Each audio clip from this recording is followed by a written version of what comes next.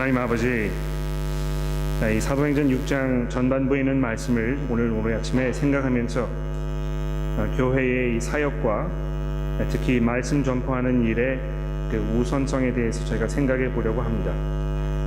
혹시 지금까지 저희가 생각해 오고 또 간직해 왔던 것들이 이 시간 하나님의 말씀에 의해서 도전을 받게 되면 하나님, 저희들이 그것을 주의 말씀 앞에 굴복하는데 주저하지 않도록 도와주시고, 저희가 어떻게 하면 하나님 보시기에 합당한 모습으로 우리의 삶을 살아갈 것인지 돌아보고 다짐하며 생각하고 결의하는 그런 시간이 되게 도와주시기를 이 시간 간절히 기도합니다. 예수 그리스도의 이름으로 간절히 기도합니다. 아멘. 자, 사도행전 6장까지 저희가 왔습니다. 이 1장부터 5장의 말씀을 우리가 살펴보게 되면 교회가 그야말로 이 승승장구하는 그런 모습을 우리가 계속 보게 됩니다. 여러 번에 걸쳐서 얼마나 많은 사람들이 이 복음을 듣고 예수 앞에 돌아왔는지에 대해서 설명하고, 또 교회가 아주 왕성하게 그 안에서 이 사랑의 교제를 활발하게 진행하고, 그것이 사람들에게 많은 그 칭송을 얻었던 그런 모습에 대해서 누가가 우리에게 설명해 주고 있습니다. 그러나 이 예루살렘에 있던 초대 교회가 현실에 부딪히는 그 모습을 지난주의 그 말씀과 오늘의 이 본문 말씀을 통해서 우리에게 다시 한번 확인시켜주는 그런 모습도 보게 되는 것입니다. 지난주에 이 아나니아와 삽비라의 사건을 통해서 그렇게 이 하나님의 성령의 능력으로 탄생되고 사도들의 그 능력 가운데에서 말씀이 선포되었던 그 교회에도 역시 마찬가지로 이 죄로 인한 그런 그 부정적인 모습들이 그 안에 도사리고 있었던 것을 우리가 보게 되는 것입니다. 사람들이 진실하지 아니하고 경건한 척하면서 사람들의 그 눈을 속이려는 그런 모습들이 현대 교회에도 있었지만 초대 교회에도 있었다는 것입니다.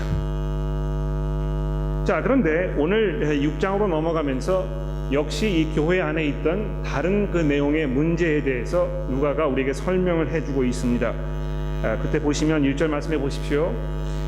그 헬라파에 속한 유대인들이라 이제 이렇게 번역이 되어 있는데요. 이 뭘 말하는 것입니까? 그 예루살렘에 살고 있던 그 본토의 유대인들이 예수를 믿고 이제 교회가 이루어져 있었는데요. 당시 예루살렘에 그 사방에 흩어져 있던 이 세계 각국에 흩어져 있던 유대인들이 거기로 몰려왔었는데, 몰려와가지고 거기에서 사도들의 복음을 듣고 이 전도가 되어서 회심해서 이 교회의 일부가 되었다는 것입니다. 이 외국에 나가 살고 있던 이 이민 생활을 하던 이 사람들은 뭐 거기에서 이 문화에 적응이 되고, 그래서 이 언어적으로도 이 유대어를 쓰기보다는 헬라어를 쓰고, 또 헬라어 어떤 그 문화에 많이 이렇게 젖어 있어가지고 거기에 생활에 익숙했던 그런 사람들이었다는 것이죠. 그런데 이 사람들이 이제 이 예루살렘에 와서 거기에서 이 복음을 듣고 회심해서 교회의 일부가 되었던 것입니다. 그래서 이 교회 안에 히브리파, 즉 본토인들을 얘기하는 것이고, 이 헬라파 이렇게 했을 때 외국에 이민을 나갔다가 돌아온 사람들 말하는 것입니다. 그 사이에 이 문제가 생긴 것이죠. 어떤 문제가 생겼습니까? 외국에 이민 나갔다가 들어와서 살고 있는 사람들이 본토에 있는 사람들을 향해서 이 원망의 마음을 갖기 시작한 것입니다. 왜 원망하게 된 것입니까? 자기들 가운데 있던 그 과부들이 천대를 받는다, 이 동등한 대우를 받지 아니하고 어떤 그 구제 사업에 있어서 자꾸 이렇게 손해를 보고 이런 일이 있다는 것에 대해서 원망하는 마음이 생기게 되었다고 누가가 우리에게 설명해 주고 있습니다.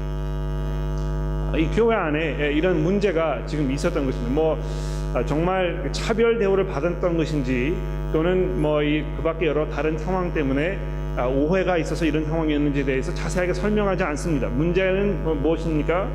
그 안에서 이 원망하는 마음이 자꾸 이렇게 구름처럼 피어오르고 있었다는 것입니다. 재밌는 사실은 여기 이 원망하였다 하는 그 표현이요, 지금 오늘 아침에 우리가 읽었던 그 민수기서에서 이스라엘 백성들이 하나님을 향해서 이 원망하던 우리가 왜 이 광야에서 고민하고 고생하고 어려움을 겪는지 모르겠다. 애굽으로 돌아가서 거기서 살고 있었으면 적어도 고기는 먹을 수 있지 않았겠느냐, 이런 그 원망의 마음을 가지고 있었다는 것이죠. 그 단어를 지금 여기에서 누가가 선택해가지고 쓰고 있는 것입니다. 마치 이 교회 안에도 마치 예전에 이 사막에서 그 이스라엘 백성들이 하나님께 불순종하면서 보였던 그런 모습이 지금 반복되고 있는 것처럼 설명하고 있다는 것이죠. 자, 그래서 그 문제를 지금 교회적으로 어떻게 해결해야 했는가 하는 그런 그 내용이 지금 이 본문 말씀의 기본적인 내용입니다. 그런데 여기 지금 우리 한 가지 생각해야 할 것은, 지금 누가가 6장에서 다루고 있는 이 문제는 지극히 내부적인 문제였다는 것입니다. 교회가 사회적으로 전체적으로 구제 사업을 해야 할 것인가 말 것인가, 한다면 어떻게 할 것인가, 이런 문제를 다루는 것이 아니고, 교회 내에서 성도들 간의 이 관계에서 생기는 그런 문제들, 이거를 지금 해결하는 거기에 지금 집중되고 있다는 것입니다. 이것은 그 교회 밖에 어떤 구제 사업을 하는 것이 옳다 옳지 않다 하는 문제를 떠나서 이 교회 안의 문제를 다루고 있다는 것을 말씀드리는 것입니다. 사실 교회 안에서 성도들 간에 있는 그 관계를 통해서 우리가 살펴보았을 때 어려운 상황에 있는 사람들을 돌봐주는 일이 얼마나 중요한 것인가에 대해서 말할 필요가 없다고 생각을 합니다. 이미 여러분 가지고 계신 주보에 보시면 제가 성경 구절 몇 군데를 찾아서 여러분에게 적어 드렸는데, 찾아보지 않으셔도 되겠습니다. 제가 읽어 드릴 테니까 들어보기만 하십시오. 전부 교회 안에서 어떤 그 경제적인 도움을 필요로 하는 그런 사람들을 향해서 교회가 어떤 그 자세를 가져야 할 것인가를 설명하는 그런 말씀이라고 우리가 생각할 수 있습니다. 갈라디아서 6장 10절 말씀해 보십시오. 그러므로 우리는 기회 있는 대로 모든 이에게 착한 일을 하되 더욱 믿음의 가정들에게 할지니라. 즉, 다른 사람들에게 이 필요에 따라서 베풀고 선한 일을 하는 거 굉장히 중요한 일이지만, 특히 교회 안에서 성도들 사이에 이 경제적인 어려움이 있는 사람들이 있다면 그 사람들을 돌봐주는 일에 우리가 더 많은 시간과 노력을 투자해야 하는 것이라고 바울 사도가 갈라디아 교회에 이렇게 설명을 하고 있습니다. 또 에베소서 4장 28절 말씀해 보십시오. 도둑질을 하는 자는 다시 도둑질하지 말고, 예수 믿기 전에 도둑질하면서 살던 그 사람이 예수 믿은 다음에 어떻게 하는 것입니까? 도둑질하는 자 그만둬야 되겠지요. 돌이켜서 가난한 자에게 구제할 수 있도록 자기 손으로 수고하여 선한 일을 하라. 그냥 도둑질 그만두는 것에 끝나는 것이 아니고, 이제 정식으로 제대로 된 일을 해서 돈을 벌어가지고 자기만 먹고 살라고 이야기하는 것이 아니고요, 주변에 이 도움이 필요한 사람들에게 나누어 줄 수 있는 그런 그 목적을 위해서 이제 일해야 하는 것이라고 지금 말씀하고 있는 것입니다. 또 디모데전서 6장 17절 말씀해 보십시오.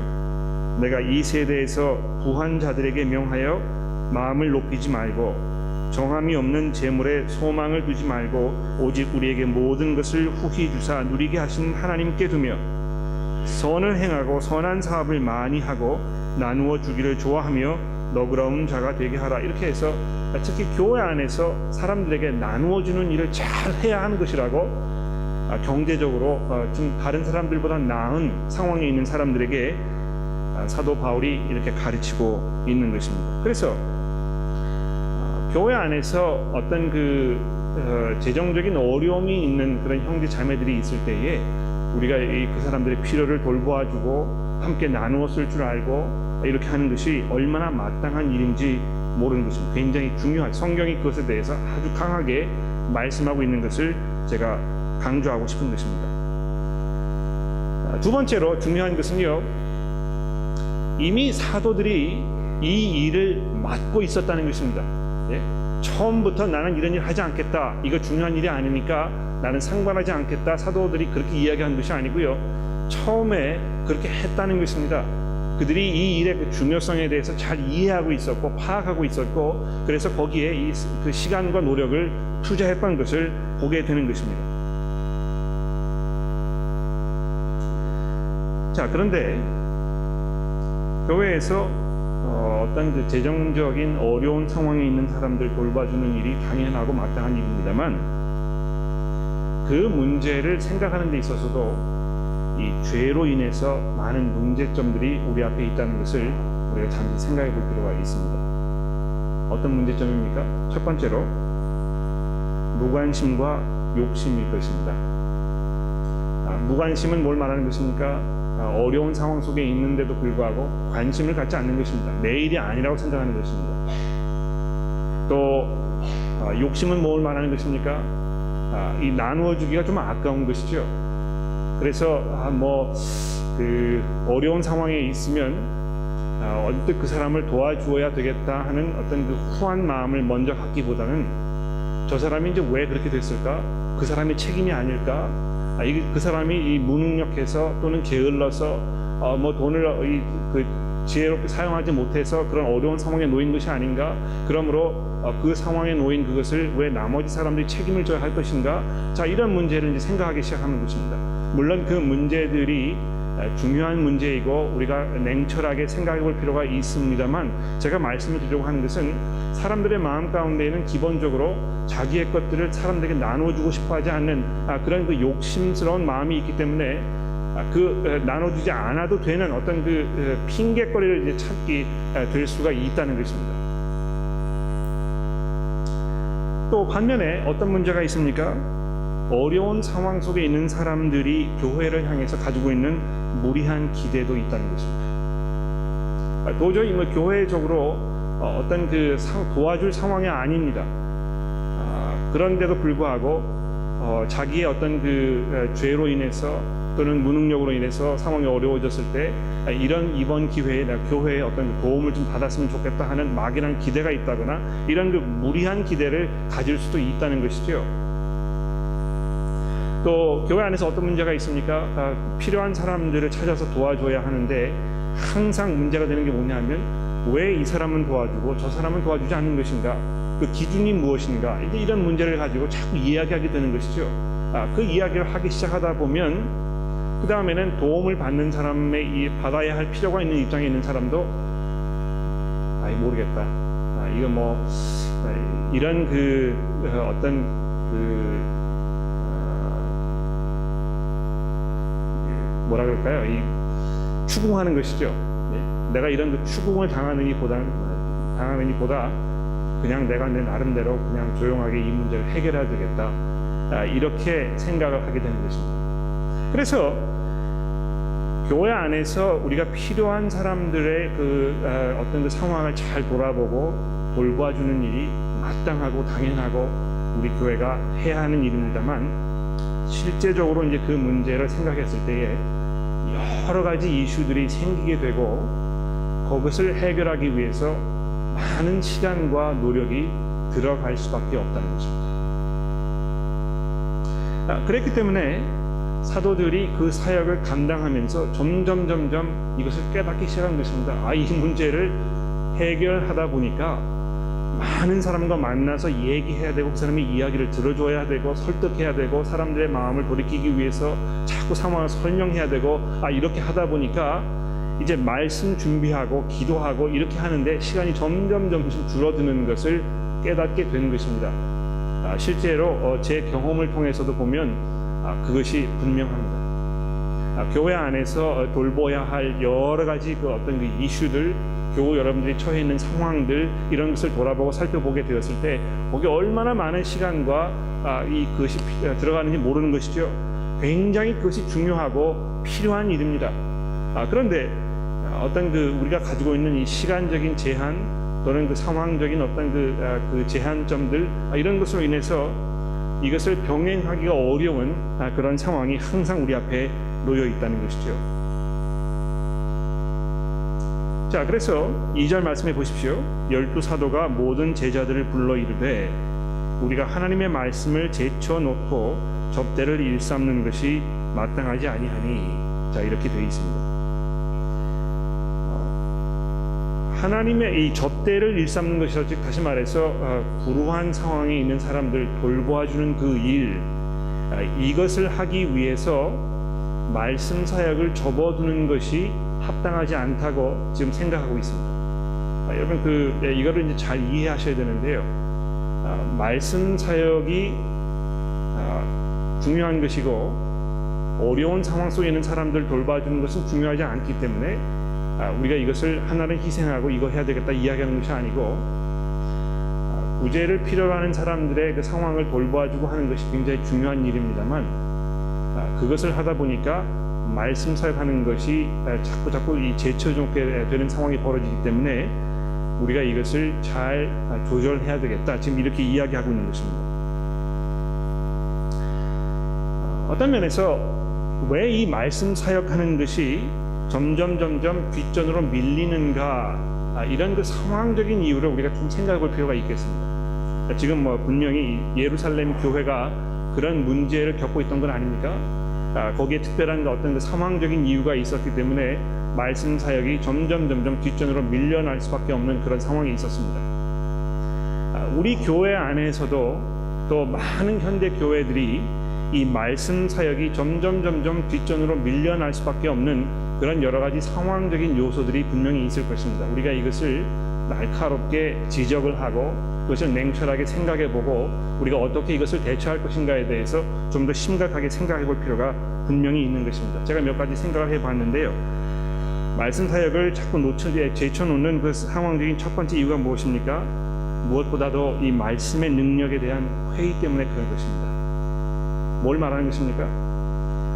교회 안에서 사역을 하는 데 있어서 성경을 읽고 설교를 듣고 성경 공부를 하는 것만으로는 부족하다고 생각이 되는 것입니다. 여러분들도 그런 마음이 혹시 드시는지 모르겠어요. 우리 교회에서 너무 이 성경 말씀 읽는 거, 성경 공부하는 거, 주일날 교회에 왔을 때도 이 설교에 대해서 너무 많은 강조가 되고 있는 것이 아닌가. 그렇기 때문에 다른 것이 좀 이렇게 등한시되고 다른 것들 방법을 통해서도 많은 사람들에게 이 마음의 격려가 되고 위로가 될 수 있는 그런 그 상황과 여건을 만들 수 있을지 모르겠는데 너무 여기에 치중하는 것이 아닌가 이제 이렇게 우리가 생각할 수 있게 되는 것이죠. 기본적으로는요, 하나님의 말씀으로는 충분하지 않다는 어떤 그 회의론적인 생각 때문에 그런 결과가 일어난다고 저는 생각합니다.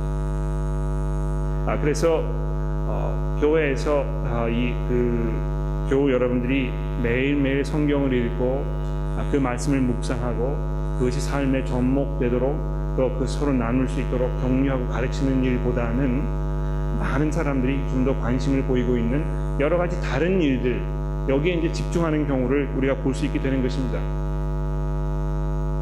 우리 교회 안에서도 이 성경 공부 그룹으로 모였을 때 너무 성경 공부만 하지 말고 좀 재밌는 거 해서 사람들의 관심을 좀 집중시키고 참여도를 높이고 이렇게 했으면 좋지 않겠느냐 이런 생각을 우리가 쉽게 할 수 있을지 모릅니다만 여기에서 우리가 상당히 조심해야 할 필요가 있습니다. 하나님의 말씀으로 우리가 구원받은 것이고 하나님의 말씀으로 인해서 우리의 삶이 지금 유지되고 있는 것이고 우리가 하나님의 말씀으로 인해서 우리의 삶이 하나님 앞에 온천하에 드러나게 될 것입니다. 그렇다면 그 말씀의 능력을 우리가 의심하지 말아야 할 것입니다. 두 번째로 삶의 문제들로 인해서 하나님의 말씀 사역이 자꾸 제쳐놓게 되는 그런 상황도 벌어질 수 있습니다. 제가 이미 설명을 드렸습니다만 개인적으로 어떤 그 관계에서 이 많은 어려움을 겪고 계시는 그런 교우가 있다면 그분 만나가지고 잘 설득하고 또 도와드리고 상황이 나아질 수 있도록 많은 그런 도움을 드리고 이렇게 하는 것이 교회에서 해야 할 굉장히 중요한 일입니다. 또 그런 그 도움을 드리기 위해서 우리가 하나님의 말씀을 중심으로 가르쳐주고 또 변화될 부분이 있으면 변화되어야 하도록 가르쳐주고 또 회개해야 할 부분이 있으면 회개하도록 설득하고 이렇게 하는 것이 굉장히 필요합니다만 많은 경우에 제가 경험을 통해서 살펴보니까는요 어떤 그 개인적인 삶의 어려움을 겪고 계시는 분 경우에 담임 목사로서는 할 수 없는 어떤 다른 도움을 필요로 하는 경우가 상당히 많이 있다는 것입니다. 그런데 그럼에도 불구하고 이제 거기에 계속 매달려 가지고 어떤 그 부부관계 어려움이 있으면 남편과 아내가 서로를 향해서 가지고 있는 그 원망의 마음 이런 거 해결할 수 있도록 많이 만나주고 이렇게 하다 보면 어떤 그 말씀을 가르치는 사역이 되기보다는 이 결혼 관계의 어떤 그 상담의 이 역할을 하게 되는 경우가 상당히 많게 되는 것입니다. 그래서 의도하지 않게 이 하나님의 말씀 사역을 우리가 자꾸 뒷전으로 밀어놓는 그런 상황이 벌어지게 되는 것이죠. 그래서 제가 한 가지 생각한 것은 이거 이제 그 목회하는 사람의 그 특별한 은사와도 관련이 되어 있는 거라고 생각이 되는데요. 어떤 목사들은 특히 인간 관계에서 아주 이것을 잘하는 그런 분들이 계십니다. 말씀을 잘 가르치는 목사님들 중에서도 거기에 덧붙여서 어떤 그 개인적인 관계에서 사람들의 말을 잘 들어주고 또 개인적으로 설득을 잘하고 또 사람들이 정말 사랑을 내가 받고 있다는 그런 느낌을 받을 수 있는 그런 특별한 은사를 가지고 계시는 분들도 계십니다. 또 어떤 분들은 말씀을 잘 가르치고 또 동시에 어떤 그 사역을 구상하고 계획하고 준비하고 이 실행에 옮기고 이렇게 하는 것에 굉장히 잘하는 분들도 계신다는 것입니다. 그래서 우리 교회에서 현재 상황 속에서 어떻게 하는 것이 지금 우리 이 복음 사역을 가장 극대화시킬 것인가, 이 문제를 우리가 교회적으로 한번 생각해 봐야 될 것입니다. 특히 제가 이 교회를 담임하고 있는 목사로서 제가 어떤 만큼의 그 시간을 어디에 투자를 해야 우리 교회에 있는 모든 교우 여러분들이 기본적으로 많은 혜택을 누리고 또 교회가 더 왕성하게 복음 사역에 들어갈 수 있을 것인가, 이것을 우리가 좀 더 냉철하게 심각하게 생각해 볼 필요가 있다는 것입니다. 우리 운영위원회에서 그런 문제를 많이 놓고 고민해야 될 것이고, 우리 교회에 있는 이 그룹 성장 그룹 리더 여러분들이 저와 함께 이 문제에 대해서 심각하게 고민하고 생각해야 할 것입니다. 전체적으로 이 교회가 어떤 방향으로 어떻게 가야 할 것인가에 대해서 우리가 함께 공유하자는 것입니다. 이 말씀 사역과 기도의 우선성에 있어서 두 번째로 말씀을 드리고 싶은 것은,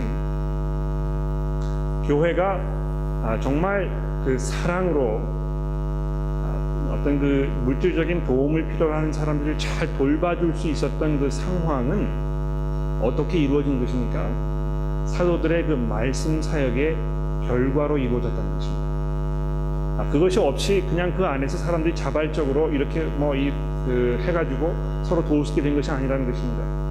우리는 모두 죄인이고 우리가 서로 사랑하고 나눠줄 수 있는 것은 하나님의 성령으로 우리의 마음이 변화되었기 때문에 그런 것입니다. 그 말씀으로 인해서 우리의 가치관이 바뀌고 우리가 삶을 바라보고 특히 이 재물을 바라보는 어떤 그 견해가 바뀌었기 때문에 그것이 삶을 주관적으로 변화시키는 그런 일이 일어났다는 것이죠.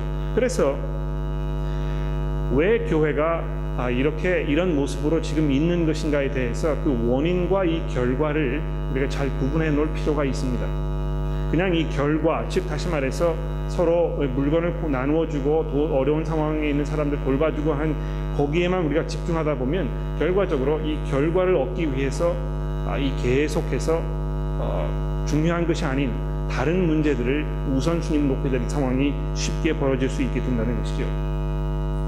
하나님의 말씀이 잘 가르쳐지고 또 교우 여러분들이 그것을 충분하게 생각을 하고 그래서 그 말씀을 들었을 때 우리가 어떻게 회개하고 새로운 마음을 가져야 할 것인가에 대한 이런 그 변화의 모습들이 일어나게 되면 우리가 원하지 않아도 교회 안에서 서로 사랑하고 나누어주고 돌봐주고 아껴주고 하는 모습들이 생기게 된다는 것입니다. 세 번째로 소위 말하는 이 역할 분담의 문제에 대해서 좀 생각을 해볼 필요가 있겠습니다. 3절 말씀해 보시면 이 문제를 사도들이 어떻게 해결했습니까? 형제들아, 너희 가운데 성령과 지혜가 충만하여 칭찬받는 사람 7을 택하라. 우리가 이 일을 그들에게 맡기고 우리는 오로지 기도하는 일과 말씀 사역에 힘쓰리라. 이렇게 되어 있습니다.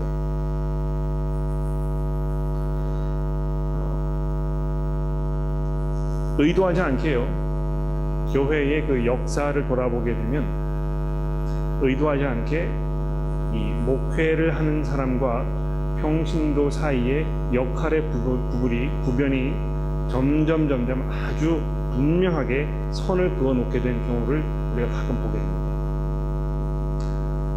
그래서 예를 들어서 이 장로교 시스템을 보십시오. 장로교 시스템을 보게 되면 교회에 이제 장로님들이 계시지 않습니까? 장로님들이 계시고 목사님이 계시는데요. 전통적인 장로교회의 개념은 이 안수를 받으신 이 목사님은 장로들 중에 한 사람이지만 말씀을 가르치는 역할을 맡은 사람이라고 이렇게 구별이 되어 있습니다. 그것이 이제 장로교회의 그 시스템입니다.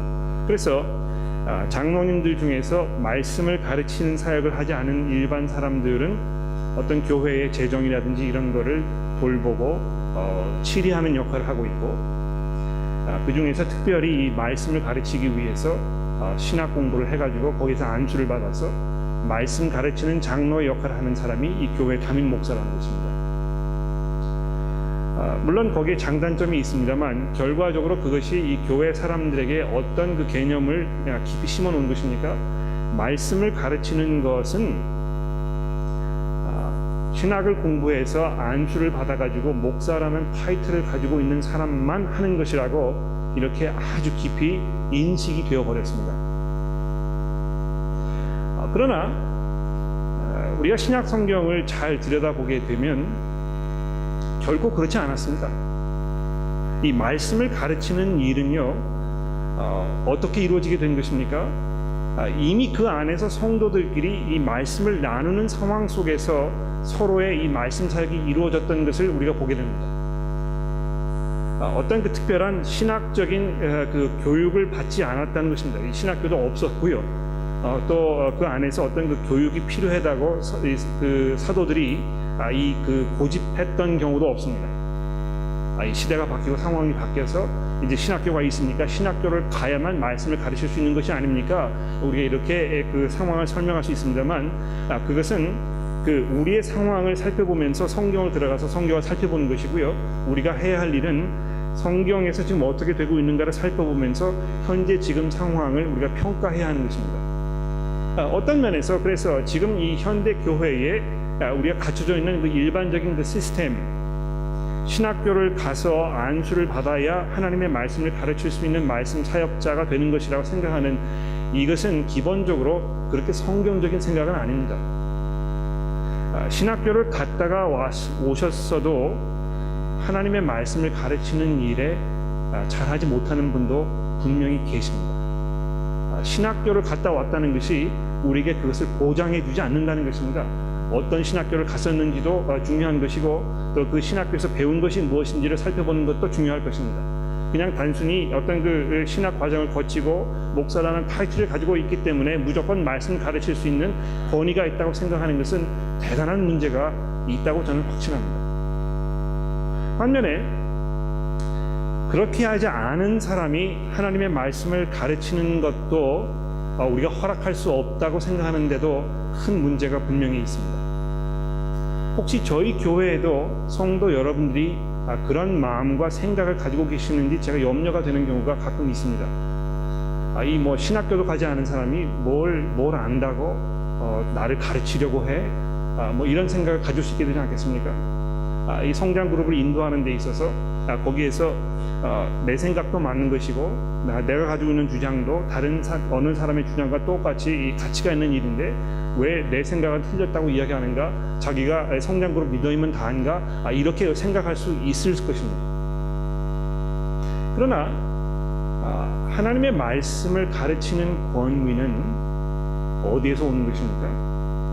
그 사람이 가지고 있는 어떤 그 책임, 직함, 여기에 달려 있는 것입니까? 그렇지 않습니다. 그 하나님의 말씀의 권위 그 자체에 있는 것입니다.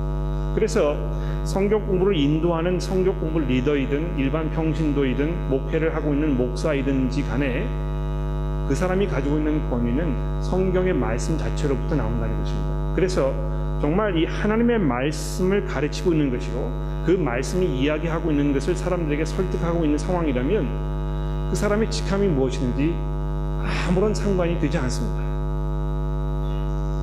다만 우리 교회에서 이 질서를 위해서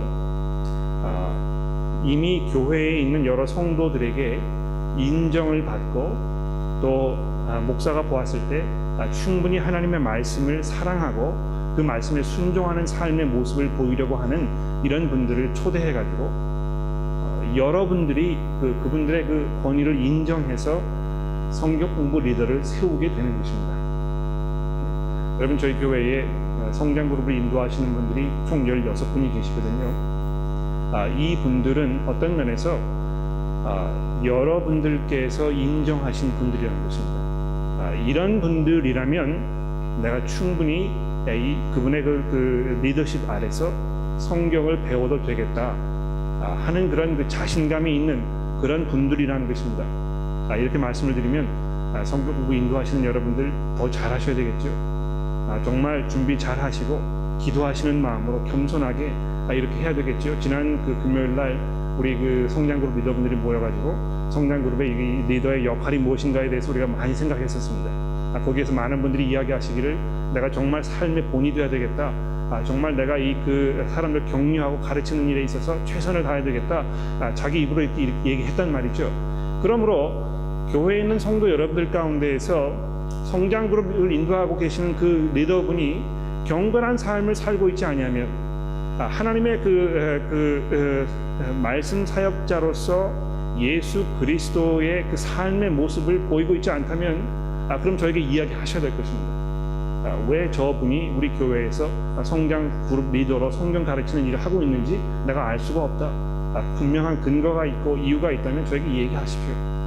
그러나 적어도 제가 알고 있기는 제가 이 현미경을 가지고 다니면서 CCTV로 여러분의 삶을 다 찍고 있지 않기 때문에 여러분이 개인적으로 살고 계실 때 어떻게 하는지 잘 모릅니다만 적어도 제가 관계하고 있는 데서 알고 있는 여러분들 경우에는 정말 하나님의 말씀을 사랑하고 그 말씀의 권위를 삶 속에 인정하고 그것이 성도들의 여러분의 삶 속에 깊이 뿌리를 내릴 수 있도록 위해서 기도하는 삶을 살고 있는 그런 형제 자매들이라는 것입니다. 그렇다면 그분들의 그 권위를 인정해드리고 우리가 그분들의 말을 잘 듣고 또 어떻게 하면 우리가 협력해서 복음 사역자로 삶을 동역할 수 있을 것인가, 이거 깊이 생각해 봐야 할 것입니다.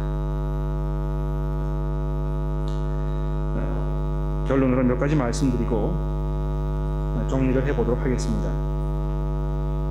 오늘 설교의 가장 중심된 주제는 가장 중요한 일을 우리가 가장 중요한 일로 여겨야 한다는 것입니다. 이 말씀 사역과 기도하는 일의 그 우선순위, 이것을 우리가 생각해 보자는 것입니다. 우리가 그것을 인정한다면 아마 무엇보다도 우선적으로 우리 교회는 모든 성도 여러분들이 이 하나님의 말씀을 읽고 기도하는 일에 생활화가 되어 있어야 할 것입니다. 여러분 매일매일 성경을 읽고 계십니까? 그 말씀을 우리가 묵상하고 내가 이 말씀에 어떻게 순종해야 될 것인가, 이걸 여러분 매일매일 하고 계십니까? 아니면 그저 성장그룹 가셨을 때 한 번 성경 펴서 보시고 또 주일날 교회 오셨을 때 한 번 펴고 보시고 그 다음에는 이 성경의 말씀과는 전혀 무관한 그런 삶을 혹시 살고 계신 건 아닙니까? 그런 분들의 그 숫자가 교회 안에 많으면 많을수록 교회에서는 말씀 순위 사역의 그 우선순위가 뒤죽박죽 되게 되어 있습니다. 그러므로 성장그룹 리더 여러분들도 여러분 그룹에 속해 계시는 그 조원 여러분들이 정말 하나님의 말씀을 사모하고 매일매일 그것을 가차히 하고 하는 그런 삶을 살고 계시는지 확인해 보시는 것이 여러분들의 책임일 것입니다. 두 번째로, 우리가 정말 말씀 사역을 중요하게 생각하고 있다면 평신도 여러분들이 이 말씀 가르치는 일을 할 수 있도록 자꾸 여건을 마련해드리고 상황을 마련해드리는 것이 교회가 해야 될 일이라고 저는 분명히 생각합니다. 그것은 성장그룹을 인도하는 것일 수도 있고 또는 주일학교에서 선생님으로 일하는 것일 수도 있고 또 경우에 따라서는 이 초등학교나 중고등학교에 가셔가지고 이 스크립처스 클래스의 선생님으로 일하시는 것일 수도 있겠고 또 뭐 그밖에 여러 가지 말씀을 나눌 수 있는 여러 가지 사역과 환경들이 많이 있을 것입니다. 그 사역들을 여러분들이 하실 수 있도록 우리가 자꾸 도와드리고 또 훈련해 드리는 것이 우리 교회가 해야 할 일이라고 생각을 합니다. 마지막으로 정말 우리가 이 말씀 사역의 우선순위를 굳게 확신하고 있다면 우리 교회에 있는 여러분들의 자녀들 가운데 말씀 사역자들이 자꾸 양성되어야 할 것입니다. 여러분 자녀분들, 여러분이 정말 아끼고 사랑하고 계시는 그 자녀분들, 정말 공부를 잘해서 좋은 성적 내가지고 좋은 학교에 들어가서 공부하고 있는 여러분의 자녀분들, 그 자녀분들 가운데 이 말씀의 사역자로 나설 수 있는 사람들이 있을 수 있도록 여러분 기도하고 계십니까? 여러분의 자녀를 위해서 기도하고 있습니까? 정말 이 말씀을 전하는 일이 정말 우리 삶 속에 가장 중요한 일이라면 무엇보다도 그것을 위해서 기도하는 사람들이 많으면 많을수록 교회의 모습이 점점 더 달라질 거라고 저는 확신합니다. 다음 주 금요일 날 저희 집에서 석 달에 한 번씩 갖는 그 목회에 관심 있는 젊은 청소년 또 대학생들 그 모임이 있습니다. 매번 그 모임을 가질 때마다 10명에서 15명가량의 학생들이 저희 집에 와서 함께 앉아가지고 성경을 생각하기도 하고 함께 기도하기도 하고 또 어떻게 하면 정말 그 목회자로서의 그 결정을 내릴 수 있을 때까지 갈 것인가, 이거 우리가 함께 기억하고 생각하게 됩니다. 특별히 제가 이번에는 그 도미닉 스틸이라는 특별 강사를 제가 모셔다가 이 말씀 사역의 우선성에 대해서 함께 생각해보는 그런 시간을 갖기로 이렇게 했었습니다. 혹시 여러분들 가운데에도 내가 지금 뭐 이 30대가 넘어갔지만 내가 오랫동안 이 말씀 전하는 사역자로서의 나의 삶에 그 하나님 주시는 이 사명감, 혹시 이것으로 고민하고 계획하고 기도하고 계시던 분들이 계시다면 그냥 고민하고 기도하지만 마시고요, 저에게 여러분의 생각을 말씀해 주세요. 내가 이런 문제를 가지고 오랫동안 생각했었는데 내가 어떻게 하면 좋겠느냐고 저랑 한번 앉아서 이야기하면 좋겠습니다.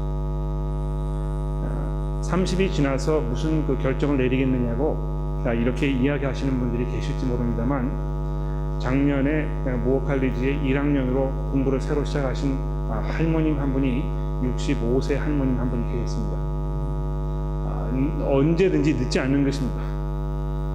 내가 정말 그 하나님의 말씀을 가르치고 사람들과 나누어서 우리가 함께 사역하는 일이 중요하다고 여러분의 마음속에 확신이 되신다면 주저하지 마시고 그 선택을 해보십시오. 제가 잘 도와드리고 여러분과 함께 이 사역을 할 수 있도록 여건을 마련해 드릴 것입니다. 자, 혹시 여러분들 질문이 있으시거나 또 좀 더 다루어야 할 거라고 생각했던 문제들이 있으시면 우리가 잠시 생각해보는 그런 시간을 가져보려고 합니다.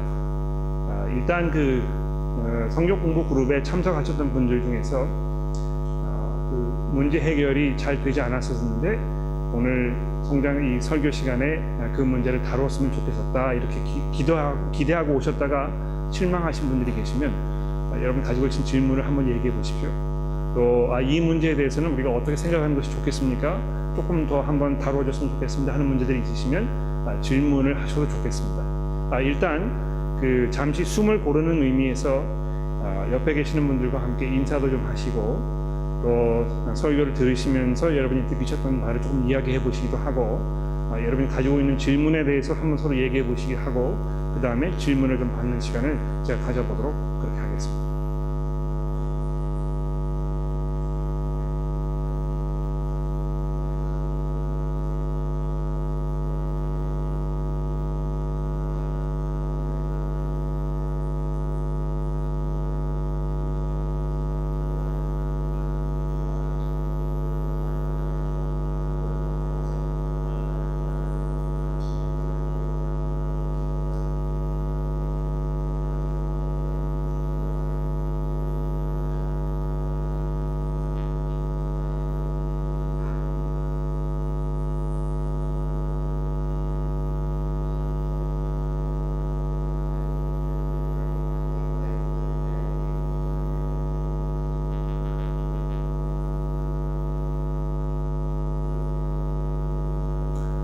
네, 아마 저 뒤에 그 무선 마이크가 준비가 되고 있는 것 같은데요. 이 앞에 하나 있습니다. 예.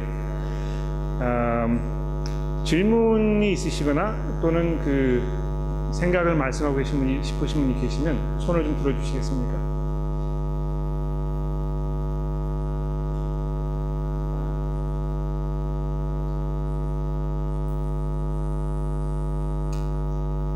없으세요? 네, 우리 최보인 교우님 계신데 이 마이크를 조금 전해주시면 감사하겠습니다. 그 구제 사역과 하나님 말씀을 전하는 이 두 일 중에서 우선순위가 있는 건가요? 구제 사업하는 것과 하나님의 말씀을 전하는 그 두 가지 사역 중에서 우선순위가 있는 것인가? 네, 분명히 있습니다. 어떤 면에서 교회에서 하고 있는 모든 사역들은 똑같은 가치가 있는 중요한 일이라고 생각합니다. 그래서 오늘 이제 교회를 오셨을 때 그 앞에서 반가운 얼굴로 맞아주신 그런 분들, 또 이 티를 만들어 놓고 교우 여러분들 섬기셨던 분들, 찬양 인도하시기 위해서 수고하신 분들, 음향 조정하시는 분들, 이런 모든 분들의 사역이 굉장히 중요하고 가치 있는 일이고, 따라서 이 구제하는 일도 교회 안에서 굉장히 중요한 일이라고 생각을 합니다. 그러나 하나님의 말씀을 전하는 그 일, 이건 이제 제가 목사이기 때문에 이 목사가 중요하다는 이야기를 말씀드리는 것이 아니고, 목사가 하는 일이든 또는 평신도가 뭐 주일학교 반사로 또는 그 성장그룹 리더로 뭐 하는 일이든지 간에 이 말씀을 전하는 사역하는 것에는 다른 것에 보다 훨씬 더 중요한 그 가치가 있다는 것입니다. 하나님의 말씀이 전해졌을 때는 그 다른 모든 사역들이 이룰 수 없는 아주 특별한 일이 일어나고 있는 것입니다. 무슨 일이 일어나고 있는 것입니까? 하나님께서 지금 그 말씀을 듣고 있는 사람들에게 말씀하고 계시는 것이거든요. 구제를 하는 일은요, 어려운 상황에 있는 사람들을 향해서 우리가 사랑의 마음으로 그 사람의 필요를 채워주는 것일 것입니다. 그런데 그것은 제가 아까 설교 전에 말씀을 드렸습니다만, 말씀 사역으로 인해서 생긴 그 결과물이라는 것입니다. 하나님의 말씀으로 우리의 삶이 변화되었기 때문에, 새로운 삶의 가치를 발견하였기 때문에, 그래서 마음이 변화되어서 내가 욕심 가운데에서 남을 미워하고 원망하는 삶에서 벗어나가지고 내가 이 필요에 있는 사람들 잘 돌봐줘야 되겠다는 이 사랑의 마음이 생겼기 때문에 그것이 가능해지게 됐다는 것이죠. 그러므로 분명히 이 구제하는 일과 말씀을 전하는 사역 사이에 차이가 분명히 있습니다. 네, 우리 서중석 교우님 저 뒤에 계시면 마이크를 조금 전해주시면 감사하겠습니다.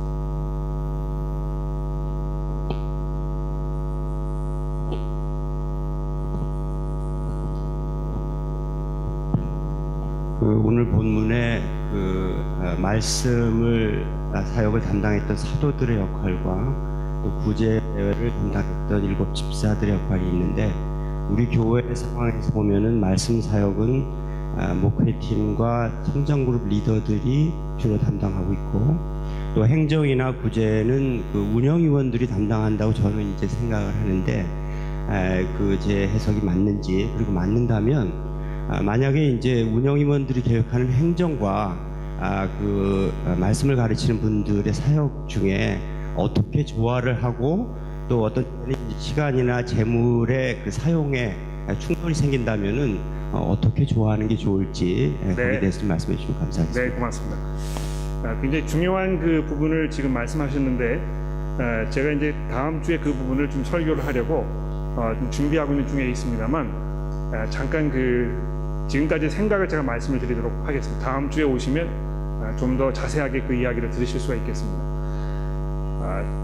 중요한 것은요, 구제하는 일을 하기 위해서 선택되었던 7 사람들이 있지 않습니까?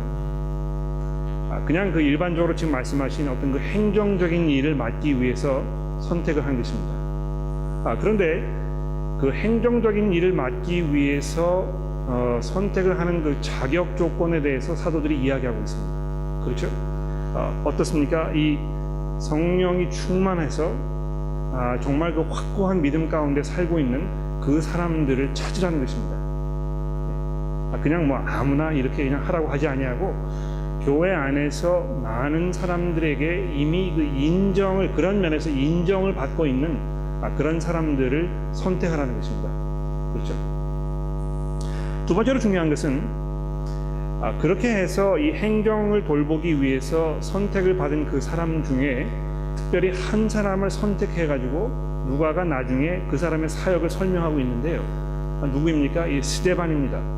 그런데 이 스데반의 사역에 대해서 설명하면서 그 사람이 얼마나 그 행정 역할을 잘 했는지, 그 뛰어난 어떤 그 행정 역할로 인해서 교회의 이 원망이 다 사라졌는지, 이런 것에 대해서 이야기하지 아니하고 어떤 것을 좀 설명하고 있습니까? 스데반의 그 말씀 사역에 대해서 지금 설명하고 있는 것입니다. 스데반이 뭐 하는 행정하라고 꼽아놨는데 행정은 뒷전에 두고 말씀 사역만 했다고 이야기하지 아니하고요.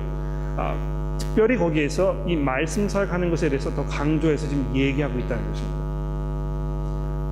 다음 주에 오시면 그래서 어땠다는 것인가 제가 좀 더 자세하게 설명을 드릴 겁니다. 네, 우리 안선영 교우님 마이크를 좀 전해 주시면 감사하겠습니다.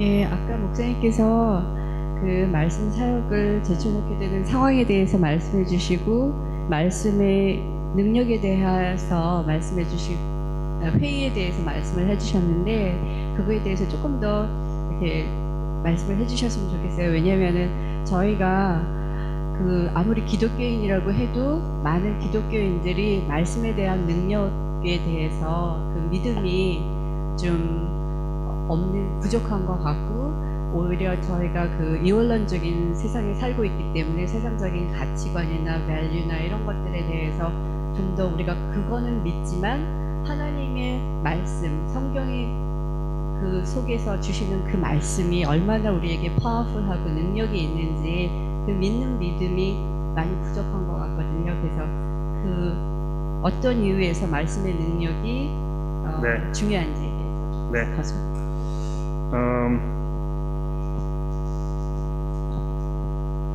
마지막 질문입니다. 이제 다른 더 이상 질문을 받지 않을 테니까 혹시 질문이 있으시면 그 용지에 쓰셔가지고 황금통에 넣어주시면 제가 보고 다음 주 설교하기 전에 말씀을 드리든지 또는 개인적으로 이메일로 대답을 드려보도록 하겠습니다.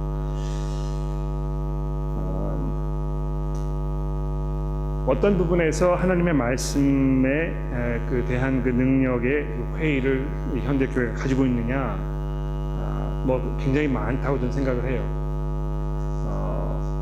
그 교회에서 여러분 저희가 이제 한 1시간 반가량, 1시간이 아니죠, 1시간 한 10분가량 저희가 이제 주일 아침 모임을 가지고 있습니다. 대부분의 교회들이 이제 그만큼 정도의 시간을 할애해서 주일 모임을 가지고 있는 걸 제가 알고 있는데요. 우리가 주일 아침에 모였을 때 하나님의 말씀을 듣고 생각하는데 얼마만큼의 시간을 할애한다고 생각하십니까? 그 뉴질랜드에 있는 제 친한 친구가 얼마 전에 이메일로 저에게 이제 편지를 보내줬는데요. 뉴질랜드에 있는 교회들 대부분은 목사가 설교 5분 이상 하면 쫓겨난답니다. 성경을 성도들이 모였을 때도 기껏해야 한 절, 두 절, 많아야 석 절이고 뭐 설교 5분 정도이고 나머지는 뭘 하는지 잘 모르겠습니다. 그럼 뭘 말하는 것입니까? 그 하나님의 말씀에 대한 확신을 이미 잃었다는 것입니다. 저희 교회에서 의도적으로 주일날 성경 봉독을 할 때 저희가 이제 가급적이면 많은 부분을 함께 읽으려고 제가 생각합니다. 왜 그렇습니까? 어떤 면에서는요, 목사가 주일날 설교를 하는 것보다 성경 봉독을 하는 시간이 더 중요하다고 저는 생각해요. 왜냐하면 하나님께서 직접 말씀하고 계시는 것을 여러분이 듣고 계시는 것이기 때문에 제가 목사로서 해야 할 일은 무엇입니까? 그 들은 말씀을 잘 설명해드리고 좀 더 깊이 생각할 수 있도록 여러 가지 이슈들을 정리해가지고 여러분과 함께 나누는 것입니다. 그런데 교회가 교회로 모였을 때 하나님의 말씀을 듣는 일에 많은 시간을 투자하기보다 다른데 뭐 지금 많은 시간을 사용하고 있으면 이미 그것은 그 말씀에 대한 확신을 지금 다 잃어버렸다는 것입니다. 그래서 그 성도들이 이제 여러 교회들이 이 quiet time 많이 강조하지 않습니까?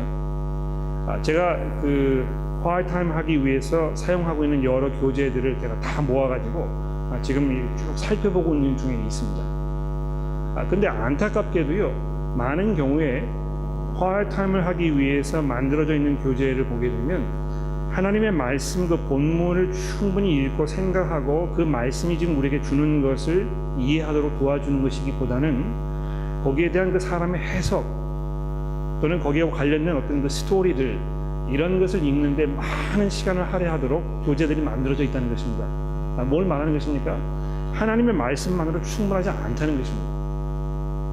또 우리가 이 간증 집회 많이 하는데요, 간증 집회 가서 하시는 분들의 말씀 들어보게 되면 하나님의 말씀을 같이 함께 나누는 것이기보다는 자기의 삶에 대해서 많이 얘기하는 것입니다. 자기의 성공담을 얘기하는 것입니다. 물론 그것이 이제 하나님의 손에 의해서 내가 이렇게 어려운 상황에 있었지만 지금 이렇게 상황이 바뀌었다 이런 설명을 하는 것입니다만, 어쨌든지 간에 하나님의 말씀을 나누는 것이기보다는 그 사람의 개인적인 이야기를 많이 하고 있는 것입니다. 또 거기에 많은 사람들이 열광하지 않습니까? 하나님의 말씀에 대한 확신이 이미 사그라든 것입니다. 뭐 여러 가지 그 예를 들자면 아마 한두 끝도 없을 거라고 생각을 해요.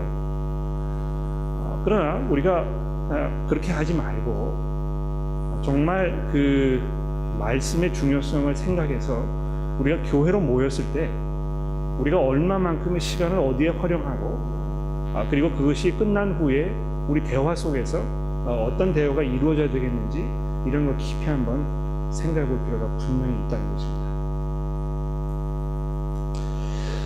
함께 기도하도록 하겠습니다.